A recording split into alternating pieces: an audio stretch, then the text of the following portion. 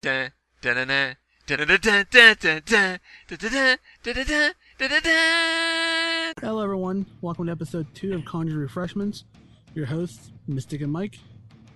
Mike, what have you been doing these last 2 weeks? I have been sticking to a schedule. I'm so proud of you. I got a new schedule on my channel, and pretty much I just been trying to keep up with that. Last week I got a little behind, but I managed to pull it out. So. But for the most part, everything's been going to plan. So. Good. Anything special about recordings or anything? Not really. I did on my casual Friday. I did my first Let's Talk about gaming topics. So that was exciting. How's that one going? Not too bad. Getting a lot of views. I haven't gotten any trolls because of it, so overall good day. Darn, I wanted to be there arguing with them. On your video, I wanted to sit here and argue with trolls. Come on. Who doesn't want to do that? Well, if anyone's gonna be bringing the trolls out, it's gonna be me. Because I mean, you're too nice. Aw, thank you. Your videos are just not controversial enough. I try to stick away from controversial topics right now. I go full bore into them. Casual Fridays. Casual Friday. Let's see people I can piss off. Pretty much. Only once a month though. I'm only going to be doing like major topics like that once a month. So I don't want to bog down every Casual Friday with just major topics in gaming. That's not a bad idea. Anything else you've been doing in game? No, not really. Just sort of chilling, doing my garrison, popping around other games, seeing which one I want to play for next Casual Friday. What other games have you been playing? I played Left 4 Dead for my Cannonball video last week. It was okay. I play every now and then. I still play One Finger Death Punch just because I love that game. A little They Bleed Pixels or whatever it's called here and there. Some Hearthstone. I jumped into Diablo 3 the other day just to see what was going on with the XP boost they were doing. Speaking of that They Bleed Pixels, did you gift that to me or something? Nope. It's on my Steam account. Well, I don't know how it got there. I swear, it didn't just appear on my Steam account. Only thing I've gifted you is Honey Pop. Did you really? Well, I didn't gift it to Oh. you, but I gave you the link to where you could get the demo. Oh, okay. I was trying to figure out. I don't think you have my Steam information. Anyway, anything else you want to talk about? Not really. No? I don't have a whole lot going on major. Okay. Well, for me, last Saturday we progressed to the pancake bosses in Blackrock Foundry. I was very proud of that, especially how far we got them down the first pool where we ninja pulled it, basically. I was very proud of how well it went with the music. Yeah.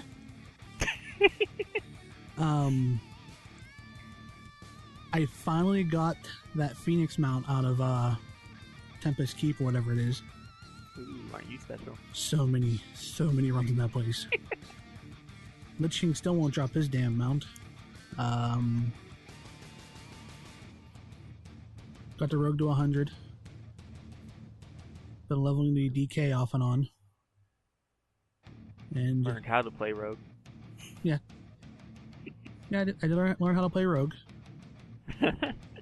Hey. Once you told me about the one ability I was missing on my bar way back when, I went from 3k DPS up to like 7k, okay?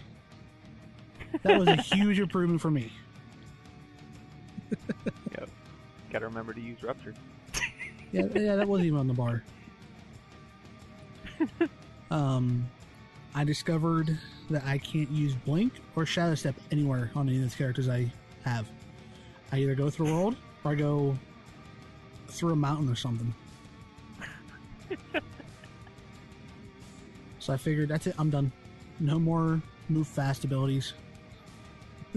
Just gonna take it slow. Yeah. Like any good panda. Yep.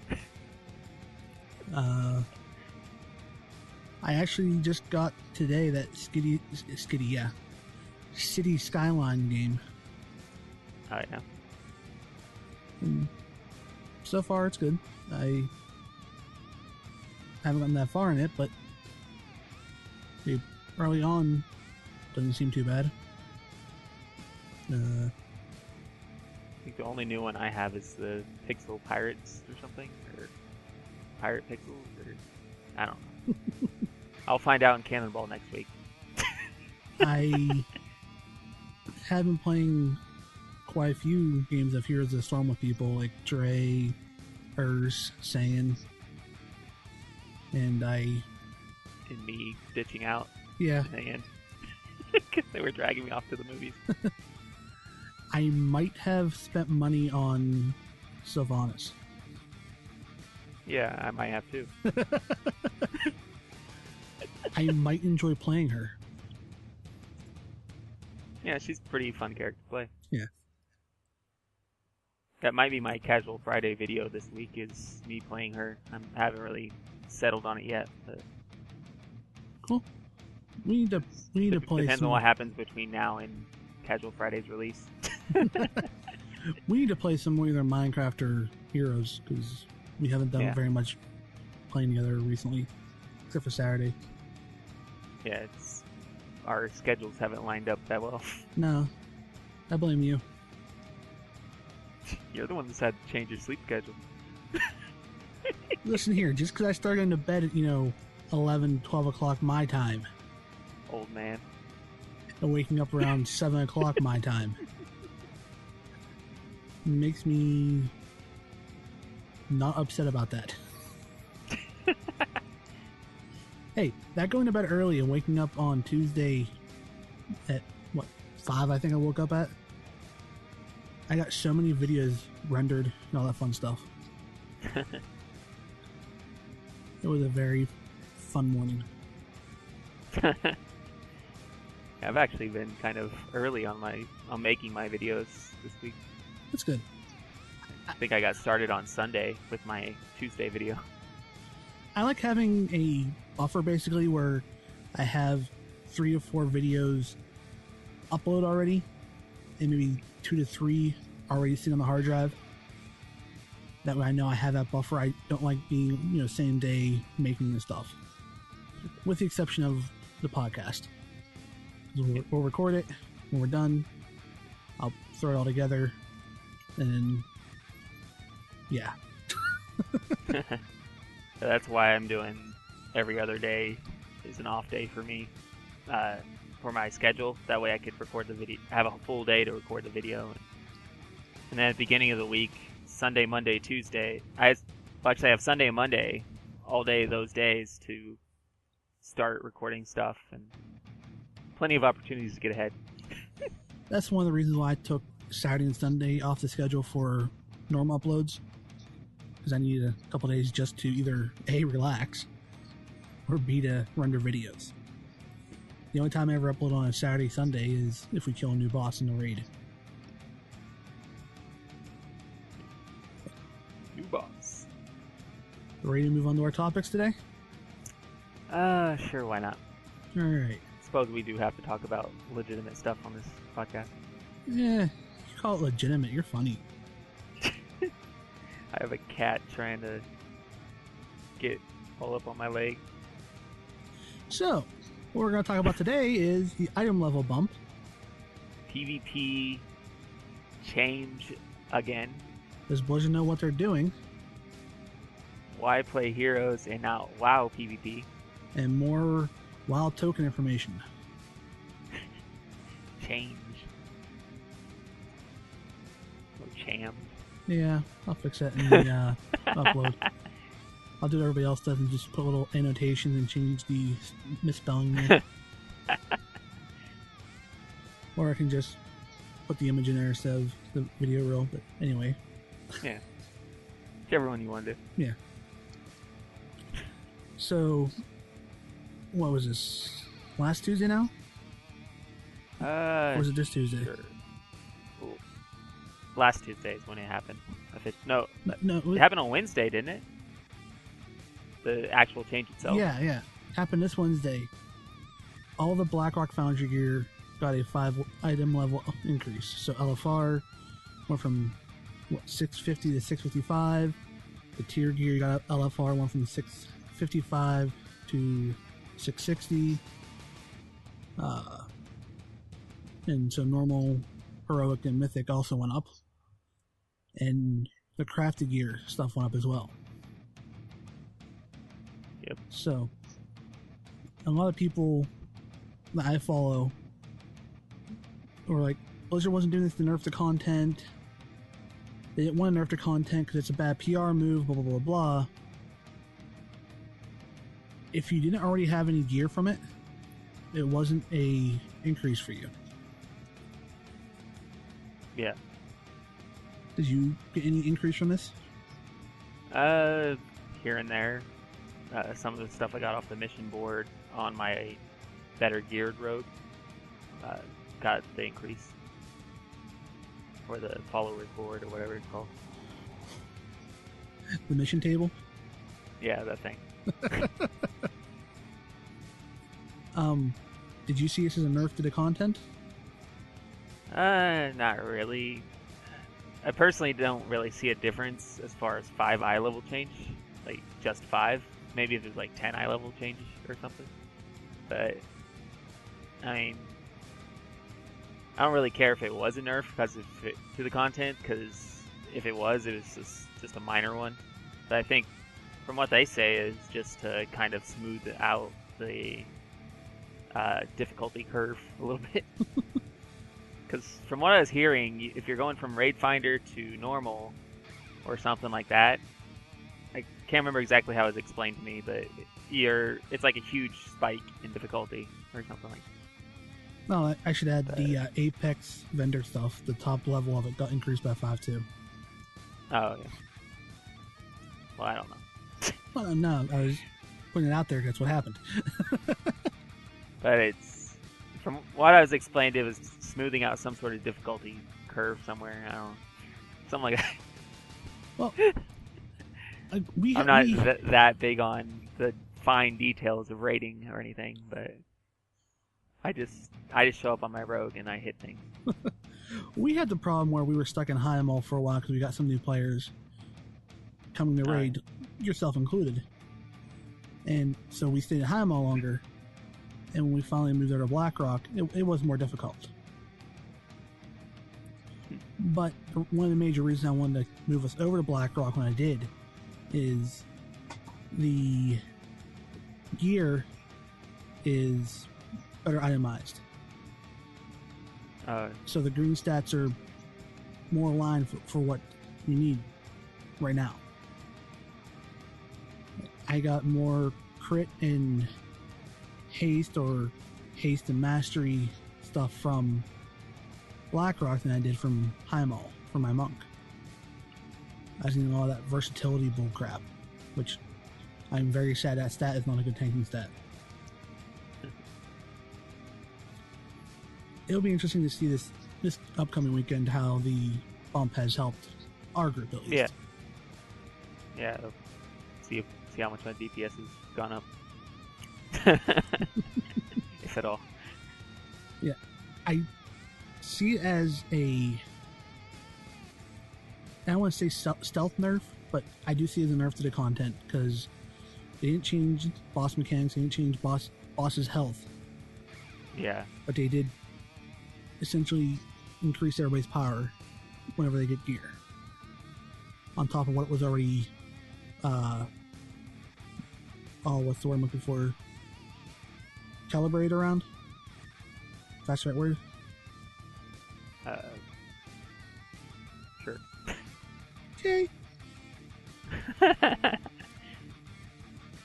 Next topic? Sure. Okay. Did we talk about this last podcast? We talked about them bringing it back in. Now they take it back out. And you turn it all about. Pretty much. It's like, when they made all the buffs to the classes, they're like, okay, we'll put a 10% damage reduction in there to even things out so people don't die so fast in PvP. Well, they got yelled at for doing that, and now they've taken it out. But I guess people like the faster PvP matches or whatever, so it's a thing. It's just more indecisiveness from Blizzard, it seems like. But I think it's just like it's like another sign that they need to kind of figure out more about what to do with PvP, and that they don't really understand how to really balance it out as well as they like to believe. I keep talking about this every time we talk about PvP. I know. Let's make, I don't know, Firebolt do X amount. Firebolt, is that even a spell? Shadowbolt, there. We'll go with that one. Shadowbolt do X amount in PvE and then X amount in PvP. Problem solved. Yeah, that would pretty much for the majority solve the problem. The other problem we'll talk about a little later, but it's more player skill is hard to balance. Mm-hmm. But a majority of it would just be solved by splitting it like that. Mm-hmm. Abilities do this here and this hit there. No. Instead of just 10% damage nerf across the board. Now, I know we've talked about before people not taking advantage of the PTR as much as they should. But was this even on the PTR before they rolled out this hotfix? No, actually, there was blue post last week too. I think it was last week. It might have been the week before last, where they were talking about hidden things that they don't actually put on PTR lists or anything like that. They just put them in there and they don't tell anyone about them. Mm-hmm. And this was one of them. One of the things that they just kind of snuck in there. Yeah, and some hotfix at some point. It wasn't even a thing that was on the PTR. Because there's a hotfix after the patch, if I remember correctly. When they added the 10% damage reduction. Mm-hmm. But at the same time, if you go to the PTR, like if you actually play on it, a lot of the stuff you could catch, a lot of the like theory crafters and stuff that actually pay attention to the numbers would have noticed the 10%, that they were doing 10% less. But this wasn't even on the PTR, I don't think. Because if I remember right, it's just a hotfix after. And that's where I think they went wrong. They should have put this on the PTR first, let people play with it, and then we want to have this big Blizzard not knowing what they're doing thing going on here. Yeah. Especially when you have the fact that healers are still such a pain in PvP, and they always really have been. And that's one of the things they need to kind of fix with PvP, is it's just so hard to bring a healer down. A lot of people get in a duel one-on-one with a healer, and it takes like an hour just to kill the healer. And the healer can't do enough damage back to really kill anything other than a rogue, because rogues can't really heal themselves that well. So what you're telling me is I should get on my priest and PvP to level 100, just healing. Probably. And I'll never die. Oh, you'll die when hundreds of horde dogpile on you. Then you'll die. But if you're facing one-on-one, then no, you won't die. Interesting. Because I PvP so much every year. Oh yeah, you're the master PvPer. Oh, definitely. Monk's actually a good class to PvP if you ever decide to get into it. They have a lot of mobility. Yeah, probably Windwalker Monk. I'm Brewmaster Monk, man. I don't know. Tanks still are kind of annoying. Tanks are like healers, except they can't really heal themselves as well. But you also can't get their health down in PvP. So it's just frustrating. Have you looked at the healing meters on my monk? I get yelled at all the time by our healers. You know that, right? Because you're a monk. OP. Yeah. So OP that if I miss a global cooldown, I lose half my health. Next topic. Sure. Does Blizzard know what they're doing? Well, whoa, Mystic. Regard- To answer that question, we must delve deeper into the social, economic, blah blah blah. Technical term, huh? Well, I tried. This podcast does not get that technical. We put the round peg in the square hole thing here, huh? Pretty much.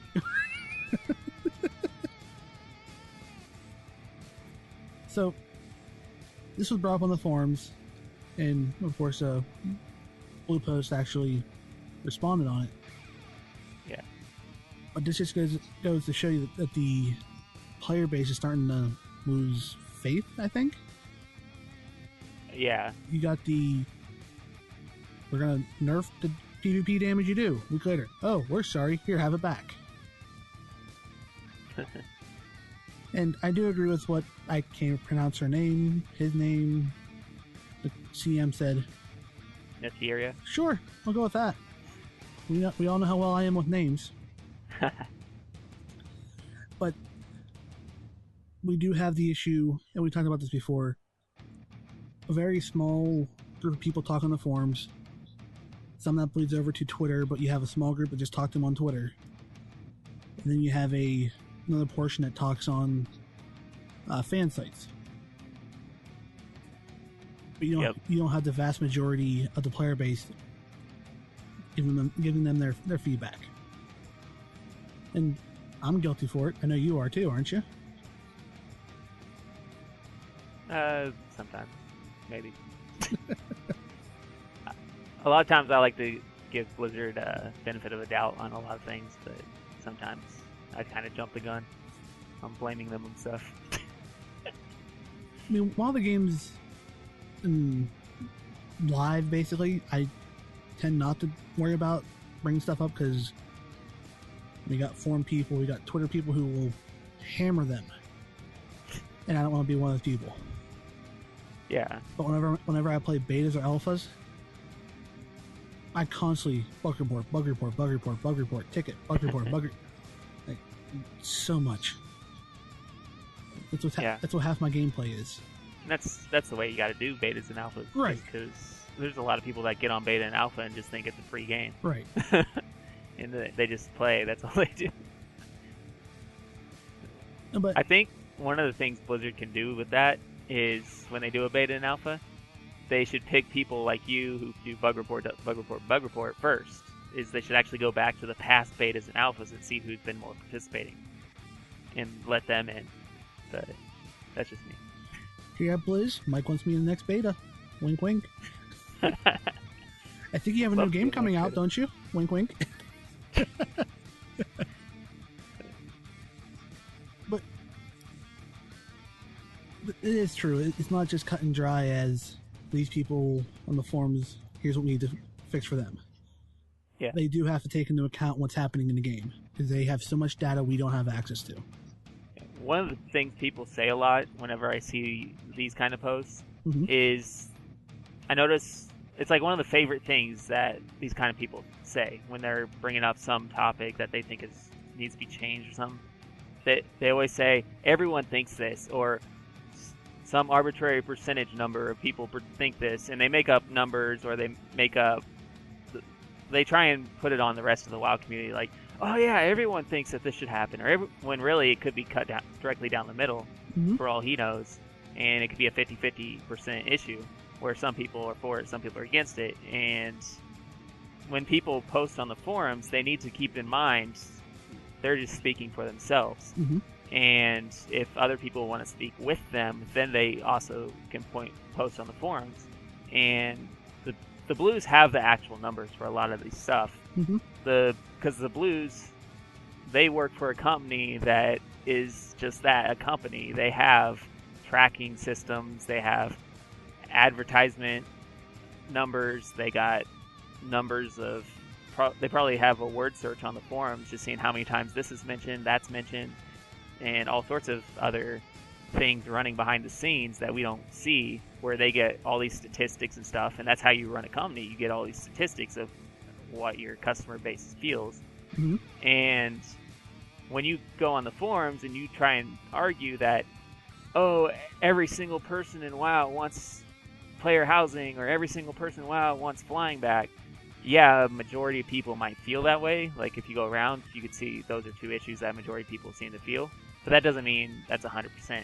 For all you know, it could be 50% of the WoW player base. It could be 40%, or it could be 70%. At least, if you're going to say something like that, check your numbers. Right. Like, actually go online and find somewhere credible where you can actually get realistic numbers of how important your topic is. Right. When I did my mind seer on gathering professions, what prompted me to bring that one up was, I forget who the person in their guild was, they were asking that question. And once they asked that question about should I drop herbalism, then like 4 or 5 other people who were online at the time asked about dropping mining or dropping herbalism. And I know I said herbalism twice, shut the hell up. But that's what prompted me to make that video and say what I said in that. Because if in our guild we had, at that time, over majority of the people online wondering if they should drop it, that's a good idea of how many other people are thinking the same thing. Yeah. I mean, it's not like a dead-on number, but it does give you a pretty good feeling of, hey, this is something, maybe I should look into it. Right. Now, my topic on the garrison buildings I did, that wasn't I took numbers from anywhere. That was me going, I'm bored. I want to make my garrison look cooler. How can I make it look cooler? Here's some ideas. Yeah, and those are all well and good. Right. Like giving Blizzard ideas. Right. It's just when people start saying, oh, everyone wants this. Everyone wants this. And no, everyone does not want this. This is something you just came up with in your board or something. Yeah. And you got people on the forums, that's what they'll open their post with. Is like, they'll say the key words, everyone wants this, or all people are mad at you because of this. Or and if I was a blue with the information I'd have, I'd just sit there and laugh at that. It's like, you're wrong. But at the same time, with all the information blues have, a lot of the things they do doesn't seem to really go off that information anyway. Right. There's times it seems they make a change and they didn't feel out the WoW community before they made the change, or they thought this is for the best and they didn't actually determine that it actually was for the best. We're gonna have that on some things. Yeah. There's gonna be something in the game that you have to fix, whether the community wants it or not. For the longevity of the game, it has to be fixed. Yeah. And which is nice, like, all well and good. I mean, when they do fix stuff, sometimes it feels like they sort of jumped the gun when they could have got a better idea if they would have brought it forward to the WoW community. But at the same time, blues are human, and they're going to make mistakes too. Right. But it's just one of those things that's probably the reason why people feel this way. Why people feel like, does Blizzard know what they're doing? It's just, I guess sometimes you could easily forget that they're just as much human as we are. And I think we need to clarify something. When we're saying blues, we're not just talking about the community managers. We're also talking about the devs who you see on the forums, the storyline developers, the graphic artist people who we see post on the forums. Yeah. Anyone who works at Blizzard, pretty much. Yeah. We're encompassing them all. If we want to pull out like a community manager or something, we'll say that. Yeah. Anyone think we're just picking on community managers. Yeah. Pretty much anyone at Blizzard's a blue. Yeah. They're all blue in some way. But, yeah, you got to kind of remember that it's just a group of humans that are just trying to do the best they can. But they're also just that. They're humans. So they're going to make mistakes. They're not always going to know the exact fix on things. They're not like all-knowing beings behind a video game that know exactly what needs to be done to save its video game. Right. And I do think they know what they're doing because I don't know if you watched the last BlizzCon, but there were people asking if they would ever make servers for just Wrath or just BC or just vanilla. And on the panel they said, you don't want that. You think you want it, but you don't want it. Yeah. And it's true. We think we want that, but we don't want that. Well, a perfect example of why you don't want that is I play this game called Magic 2014. I don't know if you've heard of it. No. It's based off Magic the Gathering, right? Okay. The physical card game. And what they do is every year they're releasing Magic 2012, Magic 2013, Magic 2014, Magic 2015. And the biggest problem with that game is each one is separate. You can play people online on all those games, but each one's separate. So the community for playing those games online is actually divided in a way that it makes it harder to queue for games and stuff, because some people are playing this version, some people are playing that version. And if WoW went down that route, it just ended up the same way. You're segregating your player base into this group, this group, this group, which shrinks the player base that can queue for, like, say, Asheran. Everyone's complaining about how long the Asheran queues are. Well, if we had separate servers for different versions of the game, Asheran queues are going to go way longer. So you got to keep that in mind. Right. So, at the end of the day, do they know what they're doing? No. Do they know do they know what they're doing? Yes. Yeah, you just got to keep in mind it's a bunch of people that make human mistakes, human errors. They're going to say stuff every now and then they wish they could take back. But at the same time, it's also a company, and the main drive of a company is to make money. The only way they can make money is to make sure people are buying their game. The only way to make sure people are buying their game is to do lots and lots and lots of research to see what those people want. So it's in their best interest to make us happy, whether they're greedy motherfuckers or not. It's still in their best interest to make us happy if they want to keep making money, and I feel Blizzard is one of the companies that's still pretty good at that in the overall scheme of things, compared to, like, other companies like EA, for instance. Not calling anyone out here, but SimCity. There's some companies out there that are really bad at that. There's some companies that are really good at it, and I think Blizzard's one of the companies that's actually pretty good at it. Example, when they did the 25 and 10 man share the same lockout, I hated that. I still hate it, but I hated that because I like being able to run 25 man and then they run 10 man. But it's worked out. Obviously, there was a need for that. Yeah, you got to tell the hardcore players to stop at some point. It's like, oh man, I'll do this in 10 man. Now I'm going to do a 25 man. Now I'm going to do it in 25 man heroic. I'm just going to do this all day, every day. It's like, no, whoa, guys. We're just going to separate the lockouts here. I only did that for half a year on 3 characters from Friday to Monday morning. It gets crazy when you're able to do all the lockouts at once. Yeah, but it was fun. Yeah, it was fun. It gets consuming for the hardcore people that get that into the game. Yeah, they want us to have lives. Yeah. Next topic. Sure.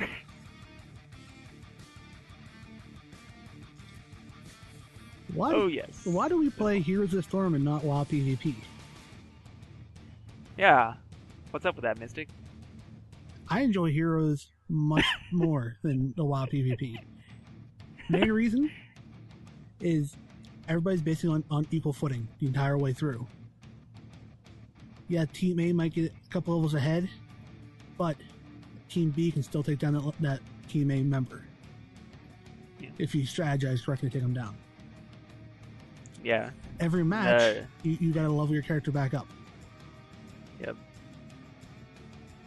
And it's a team-based environment too, which helps. Yeah. Whereas if in this point in the expansion, if I want to start PvPing, I would die a lot.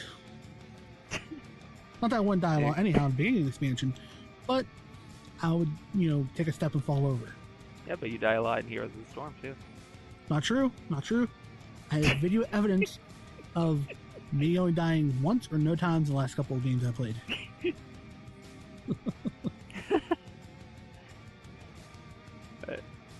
But yeah, it's one of those things where he tweeted that, and it kind of went off the rails. But I get where he was going with that. Why don't PvEers, like people who play PvE, PvP, when they do enjoy player versus player content on other games?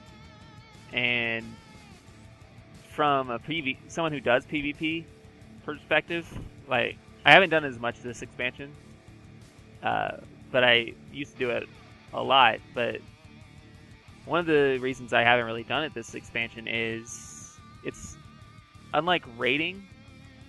It's a lot of work for not as much reward, it feels like, nowadays. Where in Burning Crusade time, when you PvP'd, it felt like you were getting a lot more reward because it was a lot harder to get the gear, and it took a lot longer to get the gear. So as you get gear, you actually felt special. You felt like, oh yeah, I'm in Merciless because I'm awesome, or I'm in Vengeful because I'm badass enough to get there. And that's how it felt back then. Nowadays, you could get the highest end of PvP gear and not really have to try as hard, it feels like. So that's one of the reasons why I've kind of been a little less into the whole PvP thing this expansion. Mm-hmm. That, and I kind of wanted to explore a little more on what PvE has to offer too. Because I haven't really, when I started, I didn't really PvE that hardcore. So I've been wanting to get into the raiding scene a little more. Not like hardcore raiding or anything, but yeah, like you said, it's, if you start with no gear, it's a lot less than before, but you still have to work your way up to getting gear. And that can be a uphill battle mid-season of 3 seasons in. And another thing is, I'm already doing a grind to progress my character's level strength in the PvE side of things. Like, I'm running the raids to get better gear, to take on the harder bosses to get the better gear. Yeah. I'm already doing that. Why do I want to do that again, but versus other players who are starting off much better than I am? Because they, by all rights, they should be better because they have been doing this the entire time. Yeah, it comes down to giving people what they earned versus making a viable environment for newer players. Mm-hmm. Those two things kind of conflict with each other. Mm-hmm. As far as PvP, because you got these players, they went through all this trouble earning top tier PvP gear, and you can't just tell them at the beginning of this next season that the gear no longer works until later in the season or something, because they're gonna get pissed. They worked really hard for that gear, they want to use it, right? But you also can't just say it's to make casuals, or not casuals, but new players able to come in and be able to compete. It's like, well, they're new, they should earn their place like everyone else. It's kind of like this hostile little back and forth. And I agree with that. I do agree that when you start PvPing, you should have to earn your way up to getting the gear. Just like when you start raiding, you have to earn your way up to get the gear to be able to do this content. Yeah. I got no problem with that. However, it's easier to catch up to start raiding than easier to catch up to start PvPing. Yeah. They've kind of helped that a little bit by removing PvP power and PvP resilience from gear. Mm-hmm. The main thing that they do, though, is they scale down your raiding gear, like what you get from raiding, and they scale it down to lower than PvP gear can go. So even if you manage to raid and you get like the top tier raid gear and you want to go PvP for a little bit, your gear is scaled down to, I think it's 610, 590, something, some low eye level like that. and everyone else, the PvP gear lets them scale their eye level higher than that. And so it's still creates that problem. Whereas if they would have just done where you can come in with your raid gear and it's maybe 5 eye levels lower than whatever the current PvP gear does, then you're actually able to compete a little more because both types of gear have the same stats. There's really no difference between the two gears other than one scales higher than the eye level cap. So it would be nice if... It'd actually be nice, I think, if they would create a separate queue where you can go into a beginner's queue and people with armor about your level fight against each other, and then they have an expert's queue where people in the best gear can come in. And that's what I was going to say. I've said it before, Blizzard does a very good job of taking mechanics from other games, tweaking them, and putting them in their game because it's a good mechanic. Rift had a good one. You had your different tiers of PvP level, and that's the only game actually, the end game, PvP'd over PvE'd. Because if you just start out fresh, you're versing other players who are in tier 1 or 2. Yeah, the tier 2 people are going to have better gear, but not, oh my god, better. And when you progress past tier 2, I think it was like 3, 4. You were in that tier then. Yeah, and it'd be nice if Blizzard did something like that. Or another thing they could do is they have the technology where they've made it where they sort of balance healers and tanks or whatever on each side of the PvP. It doesn't work that well yet, but they can do that, and I don't see why not match eye levels as well, because I'm sure their system can go through everyone in the queue, like currently queuing for the PvP content, and check eye levels and try and build teams that are their average total eye level of the team is about the same as the other team, and maybe that could even work because the only downside I could see from splitting it like that is the same thing I mentioned with the Magic 2014 scenario, is you're splitting the player base, the total player base that queues for it, and thus you're increasing queue times. But I would agree, but I did forget to say that if I remember correctly, if there was it was a 10 versus 10 battleground, and there were only say 7 people on each side that were queuing for this group, they would pull from the next tier up to filter in to. Yeah, Blizzard could do that too. And if you stayed there, even though you were more powerful than everybody else, if you stay there, you got a bonus. I think it's how it rolled. Oh, okay. It's been many years since I was in Rift's PvP. Yeah, that could work too. But just do not do what Star Wars: The Old Republic did. Do what? Do not do what Star Wars: The Old Republic did. I could be my level 10 character versus level 50 character. Yeah, my stats and gear get scaled up, but I didn't have any abilities to use. Worst PvP ever. Yeah, it's kind of one of the things about PvP. Really, is it's kind of the reason it's so difficult to balance. Other than you can balance the numbers, but you can't balance individual player skill.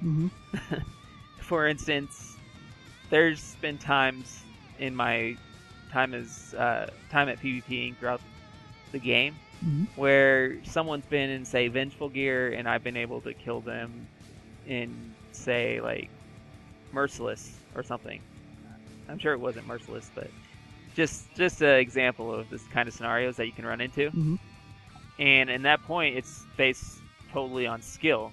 If the other person has full-on the best gear possible, but they don't have a clue what to do, like they were carried, like a lot of people pay to be carried through arena and stuff, you can beat them pretty well because they don't have a clue. They're hitting buttons that they shouldn't hit. And if you're strategically hitting the buttons you should hit, waiting for the right timing and all that, you can take them down. But so Blizzard can't really adjust for that. Right. But they can adjust for gear. It's just, even if they do that, they'll probably still run into a scenario where some players amazingly good, they come in and they're beating everyone else, even though he has the same high level gear, and people just start crying about that. But it's one of those things you can't really avoid, so it's something you should keep in mind if you do decide to go PvP and they were to implement this. But it would help a lot if they did. But now, when you log into Heroes, you know you're doing PvE content. I mean, yeah, I know what we've been doing on all our videos is 5 people versus the computer. Yeah, but that's just training and practice. Because I don't want to lose every single game either. But more serious though, in Heroes, I know I'm logging in.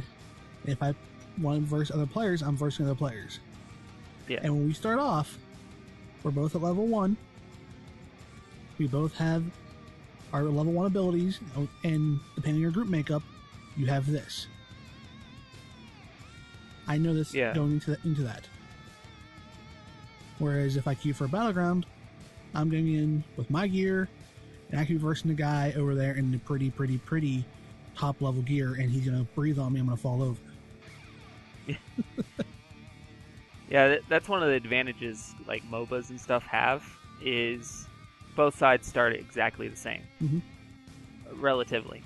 There's the only real thing they have to do is balance out the different characters' abilities. Mm-hmm. And for the most part, that's simple numbers play. Mm-hmm. There are going to be more OP characters every now and then and stuff, because there's just so many characters. Right. But with MOBAs, everyone's basically starting on the same footing, and by the end of the match, they end on unequal footing just based on how well the other side did. Mm-hmm. Just by as you gear up or whatever the MOBA progression has you do. Right. But at that point, it's all skill, and it feels really good when it gets to that point. Whenever like PvP comes down to that in WoW, it feels really good when you get into a fight. Like, that's the reason why people duel probably more than they PvP, it feels like.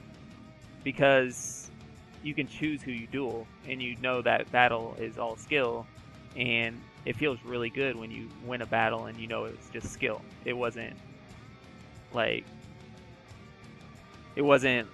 just the uneven armor, or it wasn't their class is OP or something like that. When it comes down to skill, it feels good. And that goes for the other aspect of MOBAs, is you're on a team. And it's a legitimate team. Everyone comes in. Every now and then you get that noob that doesn't do this, but everyone comes in, they know what to do, and they do what they need to do to win. The big difference is when you go into a WoW game, all the battlegrounds are supposed to be team battlegrounds. And that doesn't happen. Mm-mm. All the battlegrounds they make are actually really great if you play them as a team and you play them as they're designed to be played. And the thing is, once you get in there in a random battleground group, it's just a clusterfuck. That's all it is. You got people over here doing one thing. It's just, you got people over here doing one thing. You got people over there doing another thing. And every time someone mentions strategy in the chat, everyone's like, "Go fuck yourself." That is the response you get whenever you say, "Hey, let's go do this. Hey, let's go do that." And that's one of the reasons why I don't like to go into PvP solo. And a lot of people don't like to go into PvP solo, because when you go into a battleground, when you go to an Ashran, something like that, nobody wants to work as a team, and that gets really frustrating, and it degrades your experience with PvP. And it just makes everything so much worse. Whereas, say, like Dota, League of Legends, or Heroes of the Storm, it's a smaller number of players, and those players know what they're supposed to do because they have a clear objective. You have to get to the other side, destroy the other team's thingy, whatever it is in that game. Thingy. Wow. Yeah, it's different each game, so I'm just going to say thingy. Technical term. But the only way you're going to do that is if you work together, and everyone knows this. there's no incentive for going off into the jungle or going off into the woods or something and killing all the NPCs. There's no incentive to really go off and do your own thing, because you're going to lose if you do that. You have to follow a certain strategy. You have to do it just right. Heroes of the Storm is a little lax on that compared to the other two, but it still kind of requires that, and everyone kind of knows that. So whenever we were doing like a Heroes of the Storm game, even though it's against AI, everyone seemed to pretty much know what they were doing and when to do their thing, how they were supposed to do it, and all that, except for me. But regardless. And I think that's one of the things they can't really change, but they can kind of look at for PvP that would actually make PvEers a lot more interested. If they want to bring PvE people into PvP, is they need to find a way, I don't know how, they need to find a way where you can enter a battleground with a group that knows what they're doing. I don't know if they need to change the battlegrounds to be a lot more straightforward and simple, or if they need some sort of thing to provide direction, like some sort of like quest, like they do for quests, where they mark areas on the map and they have little text on the side of the screen that tells you you need to do this, this, this, or follow these objectives or whatever. I don't know if they need to do that. It might help to have a more organized PvP map, like something that actually has objectives where you have to get to the other side. And you gotta. That might have been what they were trying to do for Asheran, because they made Asheran. They keep saying they made Asheran to be kind of like a MOBA, and in a way, it is. It's like a MOBA in WoW. See, Asheran confuses me more than, say, Alterac Valley or something like that. I know what to do in those. I go over here, I stay here with the flag and guard this shit, or I go down there, grab the flag, bring it back to my base. Yeah. I don't know how much more straightforward they can make it. There's that one where you're in this keep and you can go up and catapult. I don't know. I've only been there one time. That one confused the hell out of me. Yeah, it seems like the ones that are capture the flag, I actually like those a lot better, because it seems like in those you have a better chance of getting people that know what they're doing, because it's just that, it's capture the flag.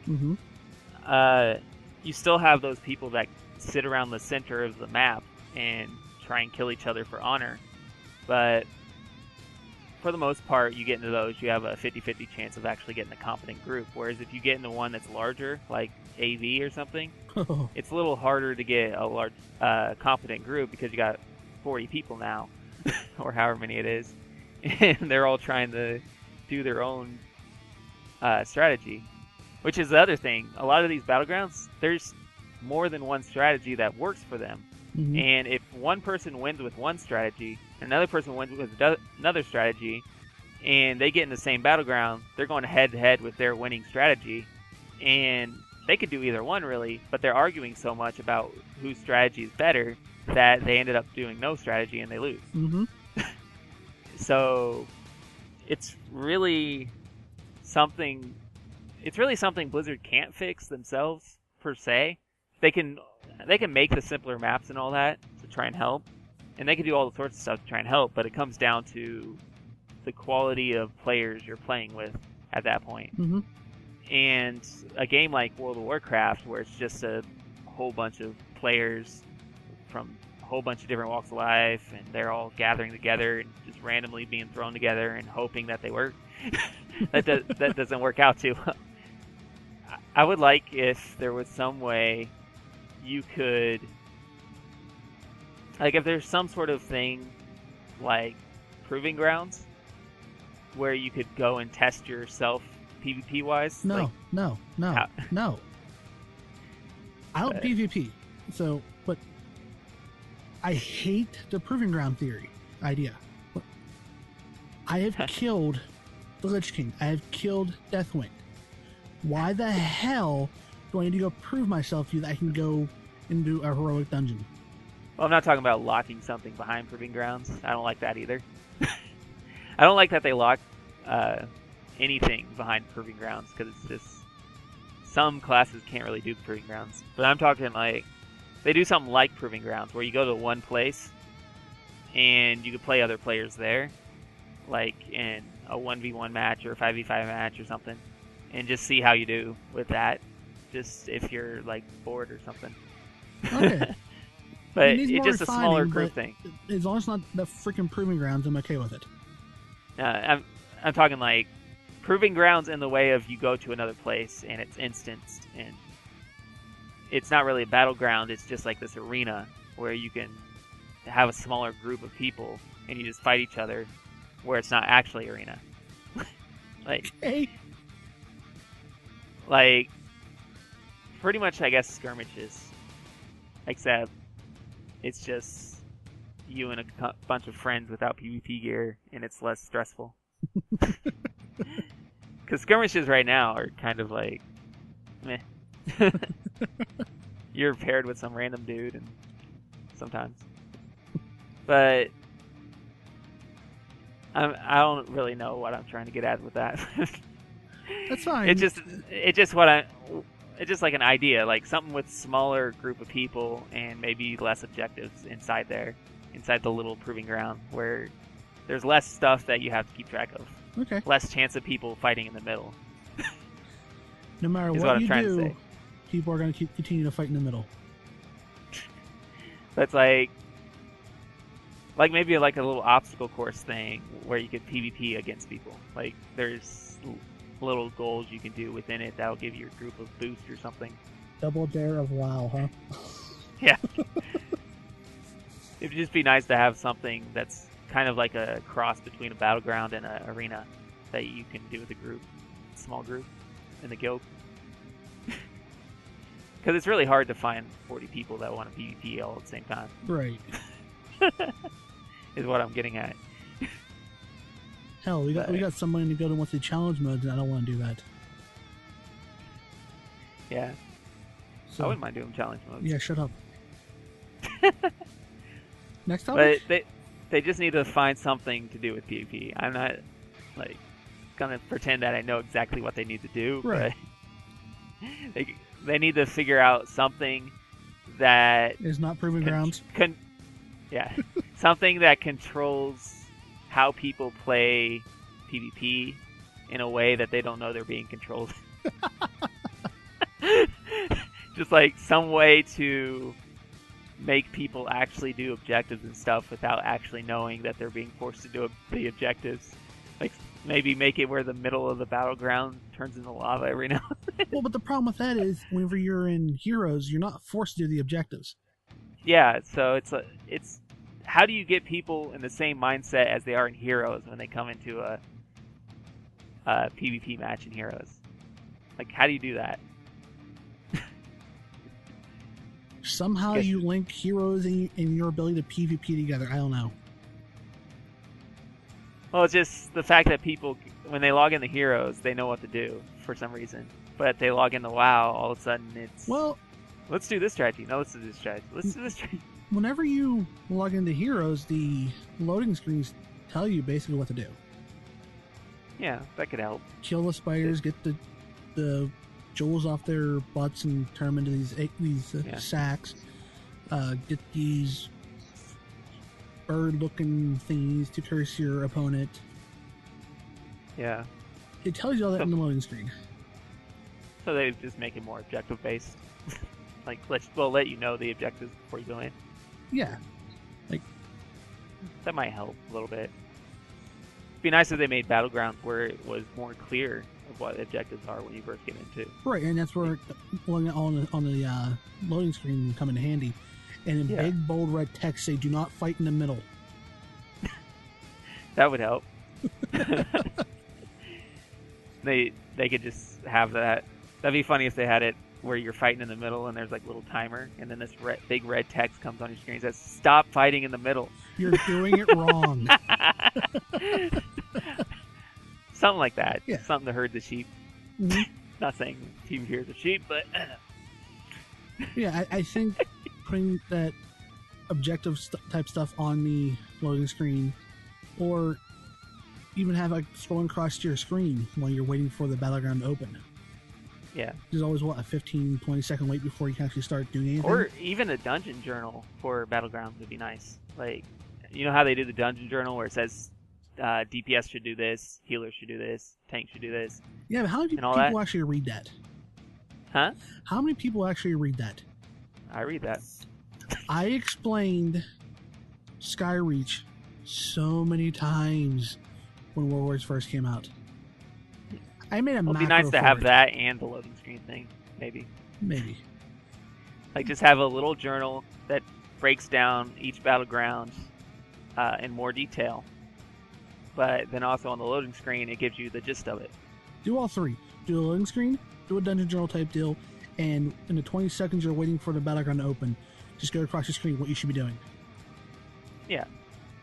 Do all three of it. That might help a little bit. But overall, I think they there's other things they need to fix, but once they get that fixed, then that's something they need to look into, is just how to get the players to participate in a more organized fashion. Because that's one of the big differences between PvE and PvP, I think, is when I go PvE, I go into a group and I know we're going to do the fight this way, and it's organized, and everyone's going to do the thing that they're supposed to do. It's mostly Sometimes, organized. keywords sometimes. Sometimes everyone does what they do, and it's a lot more organized than PvP anyway. It also helps that you're all event. I think people like that. Yeah. But I think that's what people like most, because like when we go to a dungeon group, we know who the leader is. Mm-hmm. Like the leader of the raid. Mm-hmm. We know who the raid leader is. They're in charge. They come up with strategies. They make decisions. Other people can give their 2 cents, and the raid leader could change on that. But you know who the leader is. Right. Or PvP, there is no leader. It's whoever's loudest in the chat, which doesn't work.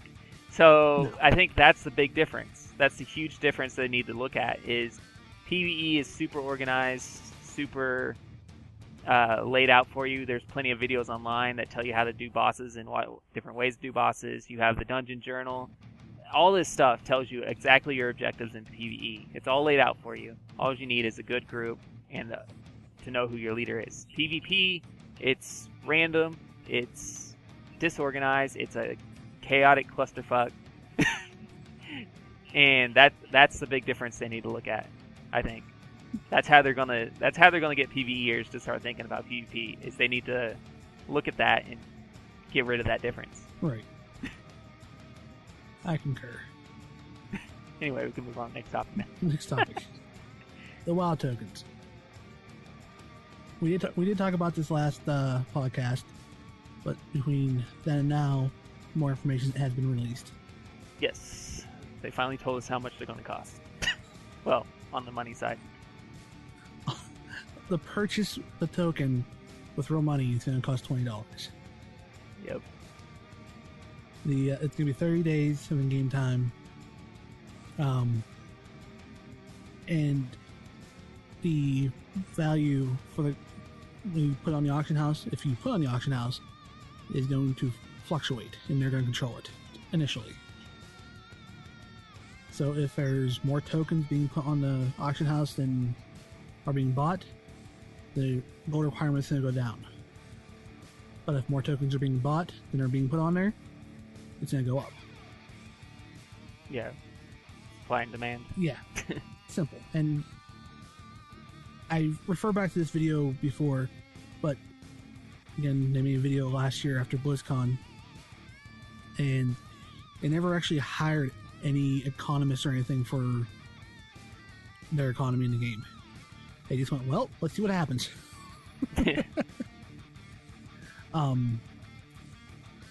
What I like the most is in the future they're going to look into a way to be able to make it so you can just trade it. And that's what I wanted to begin with. Because as you know, I hold contests for the guild. I would love to be able to go, you want 30 days of game time? Hold on. Purchase it and trade to the person. Yeah. I was so upset whenever there was a pet that somebody wanted from the leveling contest. I wasn't allowed to gift it. I opened a ticket up, and they said, well, this is a new item. We want to prevent credit card fraud, so you can't gift it. But you can gift any other pet you want. Thanks. Yeah, That didn't help me. It's like, what am I going to do? Give them $20 and hope he gets the pet. I- Or how many dollars the pet is. And of course, the person I was going to give it to, they didn't have the Google Wallet, so I couldn't just transfer money over to them. Yeah. But the more they're talking about, the more information they're releasing, on this token, the more I'm feeling better about it. Yeah. The only beef I really have with it is the $20 price tag. But in a way, I get it, but it kind of depends on how much gold you're getting for it. Right. Because you're paying $5 more Mm-hmm. than you would just giving your friend $15 a month for game time. Mm-hmm. So it's like, do I really want to pay $20 more for 30 days of game time for X amount of gold? Is what it comes down to. Mm-hmm. And this is supposed to sort of combat the gold sellers a little bit, Mm-hmm. from what they say. But I think putting it at $20 won't really help with that, depending on the amount of gold. Because then you get to the point where it's like $20 for 21k gold. Assume they haven't said how much gold they're going to start it at, Right. but assuming say it gets down to like 20k gold, Mm-hmm. like that's all you can get for it Mhm. through supply and demand, then you're saying $20 for 20k gold. Do I really want to do that? So I know they can't put it below the $15 a month. Like, there's no way. Right. But I think they might have done better if they would have put it only a few dollars above the $15 a month. But I don't know. Depends on how much it ends up giving you. I don't know about you, but whenever it first comes out, I'm going to buy one, and I am going to put it in the auction house, see how well it does. Yeah. At the same time, when my yearly subscription runs out, and if I still don't have a job by then, I may buy one off the auction house. Yeah. I'm not really, like, when it first came out, I wasn't really so much interested in the dollar amount of how much it's going to cost, Mhm. as much as I was how much it's going to be worth on the auction house. Mm-hmm. Because obviously, if it gets up too high, then what's the point? Because not your average player won't be able to get that much gold. Right. Like, if it gets up to 500,000 gold, your average player doesn't just have 500,000 gold just sitting around. But It's in my old bank. but it also depends on what they started at too, Mm-hmm. on how well it takes off. But the way they have it set up, supply and demand, it could go anywhere from 500,000 gold to 1,000 gold. And if it's 1,000 gold, then why is anyone going to buy actual game time? Because you just go on the auction house, all the poor people can buy it for 1,000 gold, which you can make in a day. Well, if they do their research, let's see here. Let's go to our server.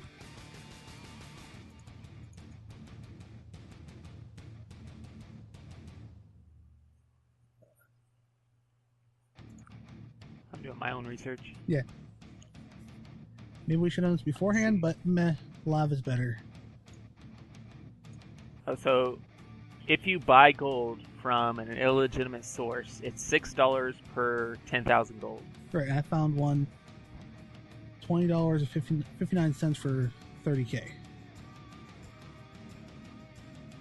So if they hold around 25 to 30k on the auction house when they first do it, I don't see a problem with it. Yeah. Plus, at the end of the day, it's more legit. Yeah, that's another thing that'll keep people buying it, even if it does become more expensive to buy gold that way. Just, it's more legit, so your conscience feels better. Right. But if it starts becoming cheaper to buy gold the illegitimate way, I see a lot of people going back to that. So I'm kind of hoping it doesn't do that. Mm-hmm. I'm also kind of interested in see what happens to the illegitimate gold buying market, if they'll actually lower their prices in response to this or something, which I could see them doing, because for them, it's real cheap to make the gold because they have a whole bunch of people at a whole bunch of computers making the gold, doing blah blah blah in some third world country. You little 5-year-old girls on the computer playing WoW with some taskmaster pacing behind them. It'll be interesting to see what the response is from the illegitimate gold market, to see if they actually try and combat it in order to convince WoW players to still illegally buy gold. But I see a lot of WoW players being drawn away from that, though, just from the notion that you can buy gold from Blizzard and your account definitely will not get hacked. I've been in tight situations before for gold, and I never saw the purpose of buying gold.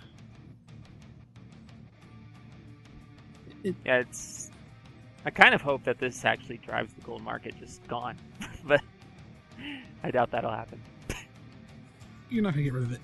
Hell, whenever I was doing beta for Final Fantasy Realm Reborn, I was constantly spammed to buy gold for that game, or whatever they call it there. Yeah. But unless Blizzard starts going insane on how cheap gold is in their game, I don't think gold farmers are going to go away. No. But at the same time, if they start selling gold for that cheap, then they're inflating the market and all that. It becomes a big economic disaster. Because then you're just flooding gold into the market, then gold's value goes down. Which is kind of fun the way the WoW economy works. It works a lot like our economy in real life. Mm-hmm. If you start flooding the market with printed dollars, then the value of the dollar goes down. And same thing with WoW. If you start flooding the WoW market with a bunch of gold, that's what happened. In the last expansion, people felt the deal was daily, so there was all that gold in the economy. Yeah. Stuff cost a lot. Now, a piece of crafted epic gear back at the beginning was only selling for like $25,000. Yeah. Now you're lucky if you get $10,000 out of it. Last expansion, that'd be like $80,000 or $90,000. Oh yeah. There was just so much more gold going around. Now I'm not saying gold's hard to make. I keep hovering around 140 to 160K because I keep buying heirloom gear and upgrading it. But just running old raids makes gold.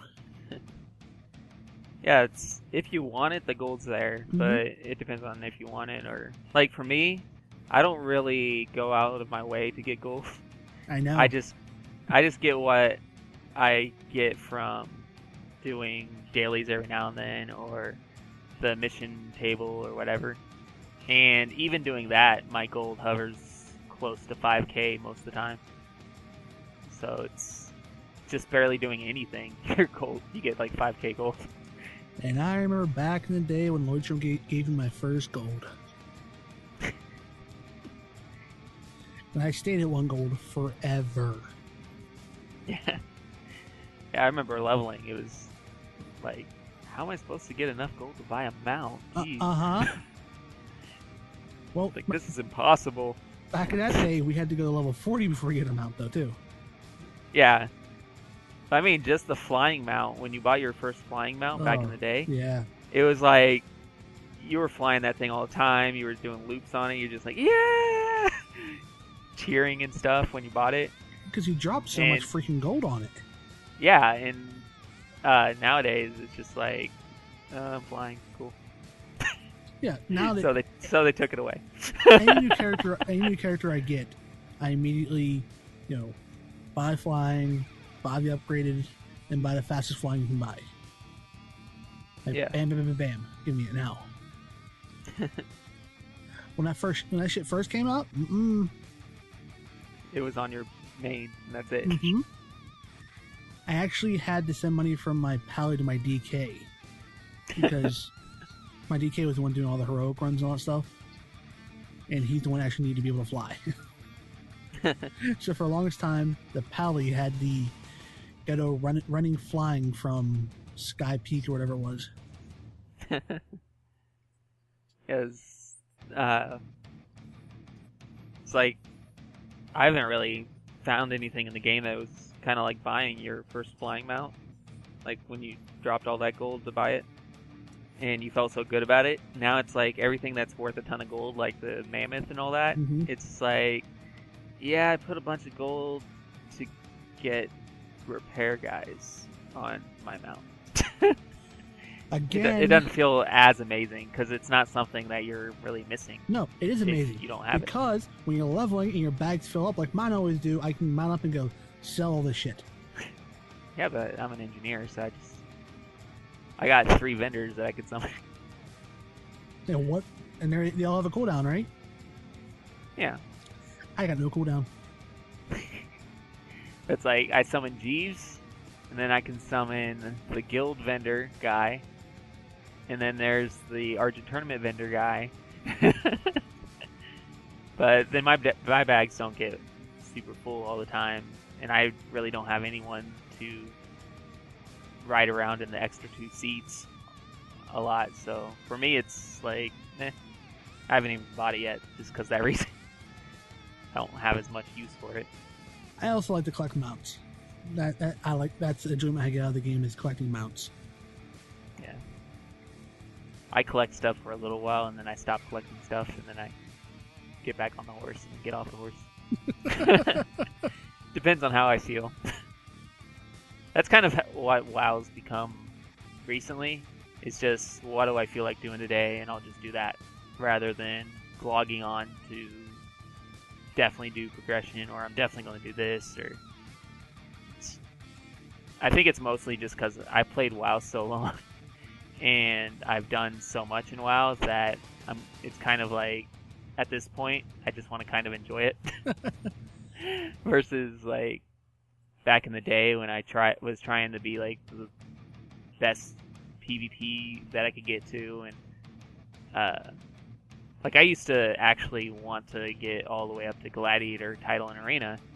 I still kind of do, but not as much anymore, just because it's really hard to find that partner that you can trust to actually keep up with you. You can't find those kind of people in trade too easily, and I don't have a lot of friends that hardcore PvP or play a class that complement Rogue. But nowadays it's just I log on, I mostly do garrison stuff, and then I'll go play some other game. Unless there's something I feel like doing, like something I really want.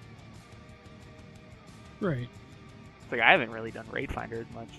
I still have decent gear. Just not doing Raid Finder. Do Raid Finder so you can get your rings. Crap. It's just, I don't... One of the things with Raid Finder is I don't like going in alone. I prefer to go with someone, but most of the time, by the time I get around to doing it, everyone's already done their Raid Finder for the week. Because everyone does it around Tuesday, and I don't really want to do it on Tuesday. You know why I do it Tuesday and Wednesday? So that's when everyone else is doing it. Well, besides that, because I'm not with the scrubs anymore. I'm with the people pulling 30, 40k DPS. I do it on a Sunday, my monk's the top DPS. And we all know how I do DPS-wise on my monk. Because she's not enchanted or gemmed anywhere near what she needs to be for DPS. Yeah. Whenever I'm top DPS, I go, oh dear God, I'm going to be here a while. Whereas whenever I go in on Tuesday or Wednesday, I'm not first. Because I don't tank LFRs.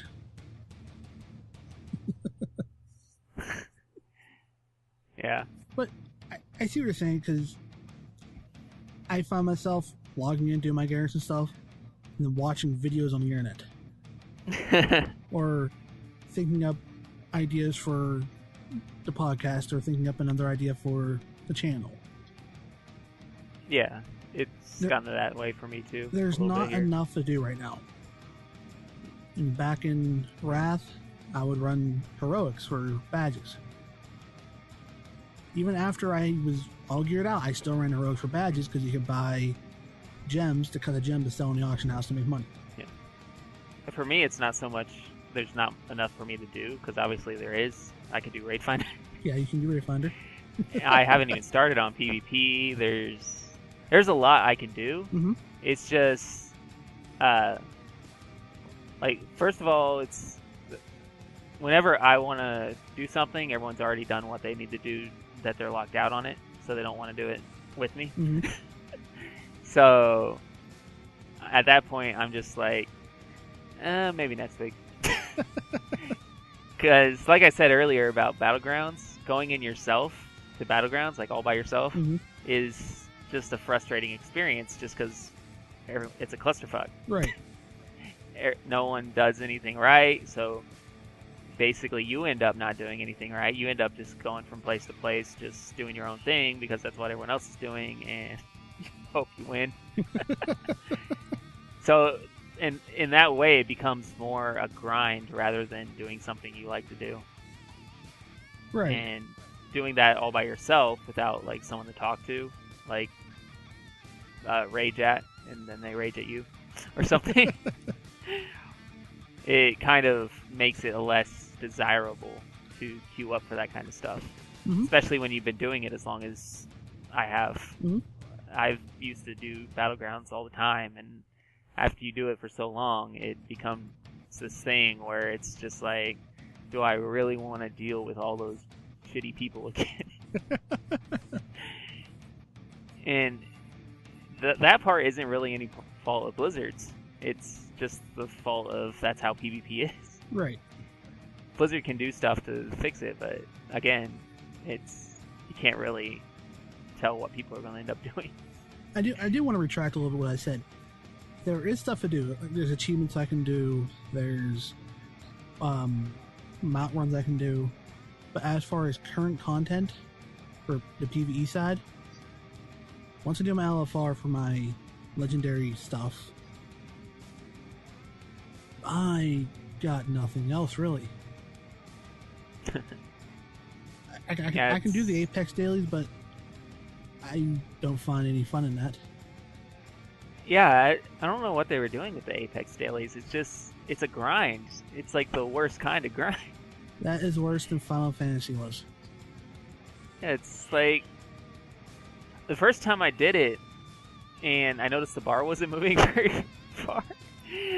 I killed one thing, and I'm like, oh my god, this is going to take all day. The only thing that would make me go to the Apex dailies is if they had like the potion of luck like they had back in Myst. Oh yeah. Because I'll kill them and I can get a treasure chest too. Yeah. But it's like, oh. as they are now, it's just like this horrible, horrible grind that it's just mindless, and you're just killing X amount of this, X amount of that, and it just feels horrible. I don't know why they just thought that could replace dailies, because it actually feels worse than doing X amount of dailies a day. And what makes it worse is they took the ability away to do it in a raid. Yeah. Like, when I was thinking about going to do it again, it was after Lloydstrom said, hey, you can do it in a raid now. I was like, okay, that's not that bad then. Yeah. Then like a couple weeks later, 5 mans only. Well, I'm done. Yeah, you don't want to do them after you've done them once. Like, I still haven't done my legendary quest all that far, just because you have to go to those on some parts of the legendary quest line. Oh yeah, you gotta get the 4,000 or something like that Apex crystals. That's right. Yeah, that too. I understand the legendary quests must be hard, but why do they always have to make it like this huge grind in the middle? Well, in all honesty, if you do your work orders, you can get your stuff that way. That's how my pally did it. Yeah, but it's not as bad as the rogue legendary back in Cataclysm, where you got the daggers, where you had to go to the raid like for several months just to get enough tokens to complete one part of the quest. God, I'm still working on that. Because I got halfway through that quest in Cataclysm, then my group stopped raiding or something like that. I can't remember exactly what happened. And so recently I decided I was going to try and finish it. And I'm to the part of the quest that back then took you months. And it still takes you months because you have to wait for a reset. for the raid each week. So it's like, how did anyone do this in Cataclysm? It's just so mind-numbingly doing the same exact raid over and over again. I understand. It was just like for the cloak, doing PvP. It actually makes me wish they would go back to where it's a drop again. Not me. Because you're not the loot master, so it wouldn't bother you. Oh yeah, it causes arguments and all that. Yeah. But now that they have the personal loot, I wouldn't mind as much if it was a drop. But like maybe they made legendaries personal loot only drop mandatory. Like outside of if you had it on Raid Master, for instance, and you got to the boss that drops this legendary item, or Loot Master. If you have it on Loot Master, Raid Master. If you have it on Loot Master, you get to the boss that dropped it, right? Mm-hmm. You kill him, and then the Loot Master distributes loot as they always do. But if your class is eligible to receive the legendary, you get maybe an additional window pops up for you or something that lets you roll for the legendary or something like that. Or I don't know. Or maybe you just personally get it in your bags. Outside of Loot Master's control. I see what you're saying there, but I like this way better because then anybody can get a legendary as long as you work for it. Well, yeah. I do like that they ended the cloak quest too. Like you can only get it for that expansion. Yeah. I like the idea behind that. Yeah. It's you kind of wonder if they're going to do the same for the ring this expansion. Because you don't have some jerk like me who's going back to Black Temple every week to try to get the Warglaves. Hey, I want those Warglaves. I got one of them on my other rogue, my female Blood Elf. Yeah. I haven't got any. That's the one thing I kind of hate about the Warglaves, is that there's two of them. Yeah. So even if you get one, you have to continue to grind for the other one if you want it to look good. Mm-hmm. Because they look better together than separate. And you cannot transmog them. Yet. I'm still holding out hope for that one. But I think that's all we had to cover today. Do you have anything else you want to cover? Oh, an interesting side note on that. Okay. For the legendaries, when you go back and get those, mm-hmm. A little side note is that they actually scale up when you go into PvP. What? They scale up when you go into PvP. Legendaries? Yes, all the legendaries. Like if I had Warglaves on right now, they'd scale up to the minimum PvE eye level of PvP. Really? So you could use them. They're legitimate to use that way. Really? Yeah. It's a little nugget to think on. Huh. I know you don't PvP, so that's why I didn't know if you knew about that or not. No, not at all. So when I finally get these Warglaves, I'll walk into a PvP battleground with my legendary cloak on and my Warglaves. Yeah. And then I'll get owned. Well, yeah. They don't scale up to what PvP gear scales up to. PvP gear is still better, but... But damn it, I look good dying. Look like a master. Oh, that's just a little fun fact. Cool. Well, anything else now? Nope. Other than this one thing about classes are broke, but Blizz puts out tokens. Huh? That other little thing we had. Oh, there's another little thing we had? Which one's this one? It's just this little joke post that I thought it was funny. Do it. Classes are broken, but Blizzard puts out tokens. So this guy complains that, they're putting out the tokens that we just talked about, and they're not fixing class balance. And I just thought that was funny because what does one have to do with the other? But oh yeah, we did have that one. it's just like, that's a prime example of the people that post on the forums that come up with these topics they think are so important, but really, in the grand scheme of things, are not. Right. It's No. That's two different departments. It's just like, people need to understand. of course, it is funny that the guy's name was Pickle Fart. People have to understand. An MMO is basically a living, breathing organism. Any small change they make somewhere here will have big effects down over here. The ripple effect. So, Yep. it's just like me managing people. What change do I make in my area? What will I talk well? What will that change affect to other parts of the company? Yeah. And it's just amazing how many people can't see that far ahead. Yeah. Like, a lot of people, it seems like they don't even see it as a big company. They just see it as the Blues, like the people who are the face of it, the CNs. Right. Like, they only see Bashiok, they only see Ghostcrawler, and they think, oh, they're the whole company. They're running everything, they make the decisions, they call the shots. It's like, no, it's not true. But No, it's not.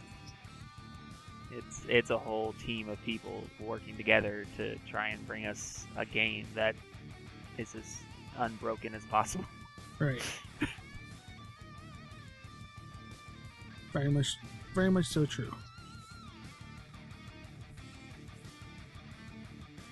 I'm gonna get rid of this Google search for buying WoW Gold before Blizzard's undercover agents see it.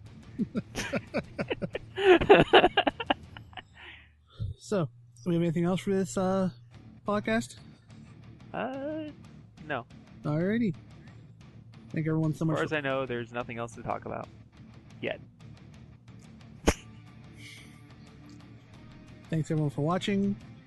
If you liked what we do, please hit the like button, consider subscribing. In the box below, you'll find our Twitter, our Facebook pages, and my website. Anything you want to add, Mike? Not really. Just tune in tomorrow for Casual Fridays if you're interested. To my channel, I mean. Yeah. And that will be in the description below, since my video goes up before your video does. Yes. Oh, and the next Rogue Academy is tomorrow, so anyone who is interested in learning about subtlety, keep that in mind. A very complicated spec. Yes. Which we'd say over and over again during that video, so no disclaimer needed. And this time I didn't do any recruitment. Do what? I didn't do any recruitment in the video this time. Yeah. I just danced a lot. Yeah, you're slacking. You're slacking, guild leader. I was half asleep when we did that video. Leave me alone. Well, that's all we have. I did Well, change the armor I'm wearing on my icon. ooh, pretty.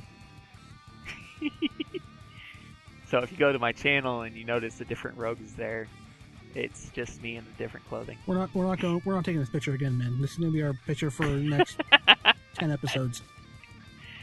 We're not doing that horrible get yelled at 97 times again. Just making sure you get it right. Alrighty. I'm signing off. Have a good night, everybody. You gonna say goodbye? No. Okay. Goodbye, everybody.